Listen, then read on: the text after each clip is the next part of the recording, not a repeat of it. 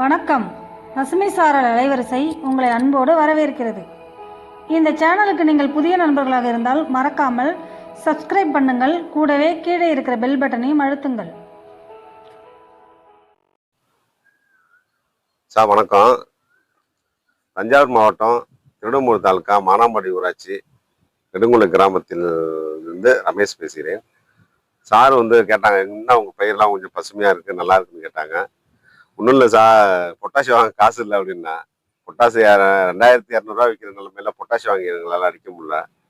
அதே சமயத்தில் பொட்டாசிக்கு நண்பர் ஒரு ஐடியா கொடுத்தாங்க. நாமக்கல்லேருந்து நண்பர் என்ன சொன்னாங்கன்னா, வாழைத்தாரை ஒரு 3 தாரை நல்லா பெஞ்சு விட்டுங்க, ஒரு ட்ரம்மில் சாணப்பாசி கரைசலை 1 லிட்டர் போட்டுங்க, போட்டு ஒரு 20 நாளைக்கு நல்லா கலக்கி விடுங்க அப்படின்னு சொன்னாங்க. சரி, சார் சொல்கிறாத புதுசாக இருக்குன்னு சொல்லிட்டு தான் செஞ்சு பார்த்தோம். நல்ல ரிசல்ட். எப்படின்னா, பொட்டாசியை போட்டு போர் ஓடுற இடத்துலயே போய் தண்ணீரில் ஊற்றி விட்டோம்னா அது அப்படியே போய் கலந்துருது. ஒரு ஏக்கருக்கு 3 ட்ரம்மா எடுத்து ஊற்றி விட்டுருவோம், அது போய் கலந்துருது.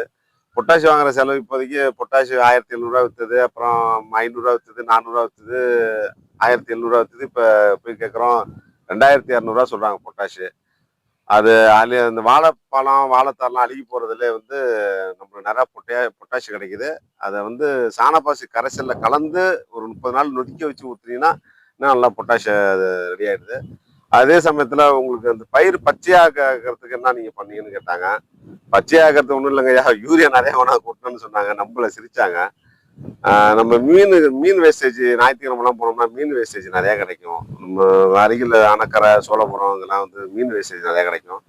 அதை நம்ம அதை கேதர் பண்ணி எந்த அளவுக்கு மீனும் கழிவோ இல்லை கம்மியான விலையில மீன் கிடைக்குதோ அதே அளவுக்கு சர்க்கரையும் மீன் கழிவையும் ஒரு போட்டு கலந்து அதை அடிக்கடி கிண்டி விடாம கரெக்டாக ஒரு 30 நாள் நல்லா நொதிக்க வச்சுட்டோம்னா, இல்லை அதிகபட்சம் ஒரு 50 நாள் நம்ம நொதிக்க வச்சுருந்தோம்னா சரியான நல்லா மீன் அமிலம் ஆயிடுது. அது ஒரு 200 நாளுக்கு வரைக்கும் கூட நம்ம நொதிக்க வைக்கலாம். அந்த அளவுக்கு நொதிக்க வச்சோம்னா அந்த முள்ளு கூட மக்கிடும். அது முள்ளு மக்கறதுக்கோட அது இடையில என்ன பண்ணாங்கன்னா, கரும்பு சாறு, நம்ம மாப்பிள்ளை ஒருத்தர் கரும்பு சாறு போடுறாரு. நான் சக்கரை கலக்காம கரும்பு சாரா ஊற்றிட்டேன். கரும்பு சாறு மீன் கழிவு 2ஐயும் ஊற்றி ரெடி பண்ணோம். அதுதான் அந்த அளவுக்கு பச்சை கொடுக்குது. அதே சமயத்துல நல்லா தூரும் கட்டுது. இத மீன் அமிலம் நடவு பண்ண பிறகு எந்தெந்த பருவத்துல மீன் அமிலம் நம்ம எருவு 15 நாள்ல போடுவாங்க. யூரியா எனக்கு தெரிஞ்சு எங்க அப்பா எங்க தாத்தா காலத்துல 15 நாள்ல போடுவாங்க. நான் மீன் அமிலத்தை நாத்து விட்டு ஒரு 20 நாள்லயே நாத்துல 20 நாள் அடிப்பேன். அதை பிடுங்கி நட்ட பிறகு ஒரு 15 நாள்ல ஸ்ப்ரே கொடுத்தேன். அதனால கொஞ்சம் அந்த தண்டும் சரி, அதோடைய தன்மையும் சரி மாறாது. சில நேரத்துல பழுப்பாயிடும், நாத்து எடுக்கும் போது கொல கொலன்னு ஆயிடும். அப்போ பொட்டாசி லைட்டா ஊற்றும் போது இன்னும் நல்லா பெஸ்ட் ரிசல்ட்டு.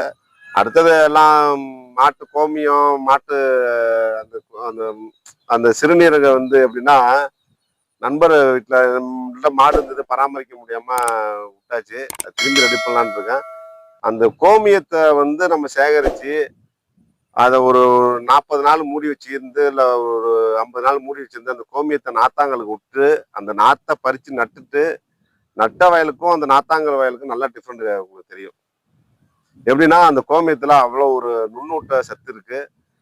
அந்த பயிர், அதாவது எனக்கு தெரிஞ்ச எங்க தாத்தா பாட்டி காலத்துலலாம் எந்த உரமும் கிடைக்கல, எந்த ஒரு யூரியாவும் பயன்படுத்தல. முந்திரி காடு தான். முந்திரி காட்டுலயே அவ்வளோ ஒரு இது பண்ணாங்கன்னா, மாடு எங்க தாத்தா நிறைய வளர்த்தாது. சாணியும் அந்த கோமியம் தான் பெஸ்ட் ஆஃப் த உரமா இருந்தது அப்ப. இப்போ நிறைய நம்மள அடிமைத்தனப்படுத்துறதுக்காகவும் நம்மளுடைய பொருளாதார வளர்ச்சியை நாசம் பண்ணுறதுக்காகவும் இதெல்லாம் விவசாயி வாங்கி பயன்படுத்தும் போது விவசாயிகளால முடியல. சராசரி நாங்கள் ஒரு பிஸ்னஸ் பண்ணிட்டு இருக்க, அந்த காசு இதில் போட்டு பட்டு இந்த காசு இதில் போட்டு பட்டுனா விவசாயி இயற்கை வளங்கள்லேருந்து எந்த அளவுக்கு மாறி மாறி போறானோ, அது ஈரான் அமெரிக்கா நடக்கிற போரும் ஒன்று தான், நம்ம விவசாயம் பண்ணி ஜெயிக்கிறதும் ஒன்று தான். ஏன்னா நம்ம விவசாயம் ஒரு 1 லட்ச ரூபா நம்ம முதலீடு போட்டோம்னா நம்மளுக்கு கிடைக்கிறது ஒரு 10,000 ரூபா கூட கிடைக்கல. அதே சமயத்துல இப்போ உள்ள காலகட்டத்துக்கு மாடு வளர்த்து நம்ம இயற்கை விவசாயத்துக்கு நம்ம மாறிட்டோம்னா, எந்த ஒரு கொரோனா சூழ்நிலையா இருந்தாலும் சரி, இயற்கை பேரிடர் எது வந்தாலும் சரி, நம்ம சமாளிக்கலாம். இப்போ போர் நடந்திருக்கிறதுனால யூரியா தட்டுப்பாடு, பொட்டாசி தட்டுப்பாடு அப்படிலாம் வர்றதுக்கு நிறைய வாய்ப்புகள் இருக்கு. இப்போ தெரியலனாலும் இன்னும் இதோடைய இந்த போரோடைய எஃபெக்ட் இன்னும் 3 வருஷம் கழிச்சு நம்மளுக்கு எந்த யூரியாவும் கிடைக்காது. அதனால முடிஞ்ச அளவுக்கு மீன் கழிவுல பயன்படுத்தி மீன் அமிலம் தயாரிக்கிறதுக்கும், வாழைப்பழத்தை வந்து நீங்க ஃப்ரெஷ்ஷா தாரெல்லாம் வாங்கிட்டு வந்து செய்ய வேணாம். நம்ம கொலையில விளையிற தார், அந்த கொல்லையில ஒரு 10 தார் இருந்தா கூட அதுல 2 தாரை வீட்டுக்கு யூஸ் பண்ணிட்டு பாக்கி 8 தாரை வந்து நாங்க பொட்டாஷியா தான் பயன்படுத்துறதுக்கு ரெடி பண்ணுவேன். 10க்கு மார்க்கெட்ல போய் வாங்கிட்டு வந்துடுறது. அதனால அந்த அளவு எந்த அளவுக்கு மாறுறீங்களோ அந்த அளவுக்கு நல்லது. நம்ம தோழர் வந்து ஈரோடு பக்கத்துல வந்து ஒரு தோழர் வந்து என்ன பண்ணிருக்காங்கன்னா, சாணப்பாசி கரைசல், அதை வெயில் இருந்தா அந்த சாணப்பாசி கரைசல் ரெடி ஆகுது. அதுல இருந்து எடுத்து உயிர் உரம்கிட்ட கொடுத்தாங்க. அதை அடிக்கடி அதை கொஞ்சம் அதையும் பயன்படுத்திட்டு இருக்கேன். இப்போ உயிர் உரம் ஒரு 20 லிட்டர் எடுத்து வச்சிருக்கேன். நான் சார்ட்டோட காட்டினேன். வெயில் அடிச்சா அது உயிர் உரம் நல்லா பெருகுது. அதனால முடிஞ்ச அளவுக்கு விவசாயிகளுக்கு என்னுடைய கருத்து என்னன்னா, முடிஞ்ச அளவுக்கு நீங்க வந்து இயற்கை விவசாயத்தை நம்பி வாழ்றது நல்லது. யூரியா, பொட்டாஷ் எல்லாம் போறதுக்கு கொஞ்சம் காலம் நீங்களே மாறிடுவீங்க. ஏன்னா அந்த அளவுக்கு பொருளாதாரம் இருக்காது நம்மள்ட்ட. பத்தாவதுக்கு மின் தட்டுப்பாடு வர அதிகமாயிட்டு இருக்கு. அதான் இது வேற ஒன்றும் இல்லை. மீன் அமிலம், பொட்டாஷ் நம்மளே ரெடி பண்றது தான். அதை கொஞ்சம் ரெடி பண்ணி நீங்க பண்ணிட்டீங்கன்னா உங்க பயிர் நல்லா வளரும். சரிங்க சார். இப்போ இந்த மீன் அமிலத்தை பொறுத்தவரை நெல் பயிருக்கு எந்தெந்த பருவத்துல எப்படி பயன்படுத்துனீங்கன்னு கொஞ்சம் சொல்லுங்களேன்.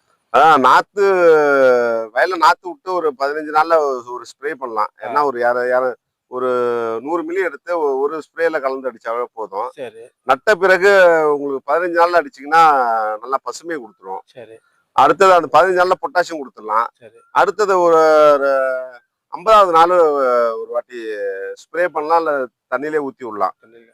அது நடந்து தண்ணியில ஊத்தி விடுறதுங்கிறது வந்து கொஞ்சம் நீங்க அதிகப்படியா மீன் அமிலம் போட்டீங்கன்னா அந்த பயிர் வாடிடும். ஏன்னா அது அந்த மீன் அமிலம் தான் பேரு. அது அமிலங்கிறது வந்து பயிர் லேயர் சின்னதா இருக்கிறதுனால அது அந்த அந்த பிசு பிசுப்பு பயிரை காய வச்சிரும். நல்லா ஸ்ப்ரே எல்லாம் நல்லா தண்ணி கலந்துருக்கணும். இல்லை நம்ம போர் ஓடுதுங்களா, அதுல ஒரு 50வது நாள் ஊற்றி விட்டாவே போதும். நல்லா துரு கட்டும் போது நல்லா தெரியும். துரு கட்டும் போது நம்ம இன்னொரு ஸ்ப்ரே கூட அடிக்கலாம்.